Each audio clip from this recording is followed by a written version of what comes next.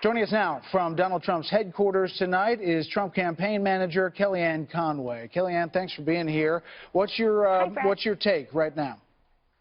Well, we're up in the war room watching returns with Mr. Trump, and we're feeling buoyant about what's still left to calculate. And a lot of our internal polls reflected what you see tonight, which is why we put Mr. Trump and Governor Pence in some of these states, trying to flip a blue state or two into red, and trying to protect our core four: Ohio, Iowa, Florida, and North Carolina. That's been our strategy for the last several months. And we're just really happy about the transition that we've seen from those exit polls earlier on, for what that's worth. When those start to fade into view and when the actual returns come due, you see a big difference. And we're really excited that all these crowds that came out to support Mr. Trump, record crowds, actually meant something. Many people dismiss them as being unimportant, but it turns out that if you stand in line for 4 or 5 hours to go to a Trump rally, you're going to stand in line for 1 or 2 hours to vote for him. Kellyanne, the white working class in this country has long been sort of a forgotten voting group in many ways. And Mr. Trump has energized them from the beginning. And tonight we are seeing them come out in droves for him. Speak to the effect that's happening, that their vote is having tonight, and what that's like for Donald Trump, who's been speaking to them from the beginning. Megan, you basically just encapsulated the core of the Trump candidacy. And when I travel around with him, and then frankly, when I look at data, I see the same thing, which is that he's been able to energize the forgotten man and forgotten woman and take my party, the Republican Party, away from veering dangerously close to becoming the party of the elites, which is what it was doing, and becoming more the party of the working man and working woman. They just want a voice.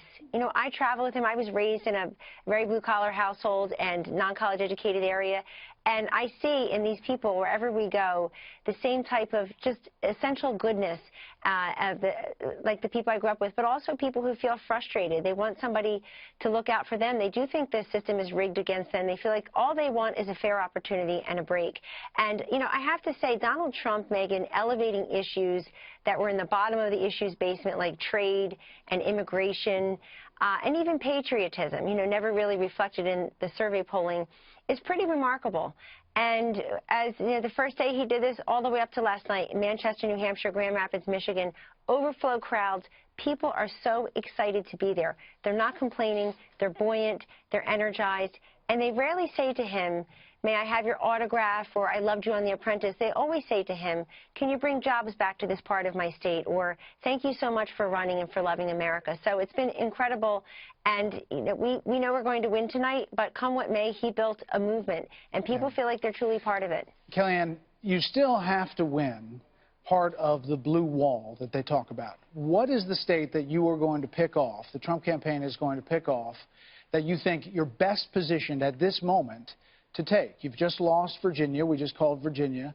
And there are questions about where you are in Michigan and Minnesota and other places.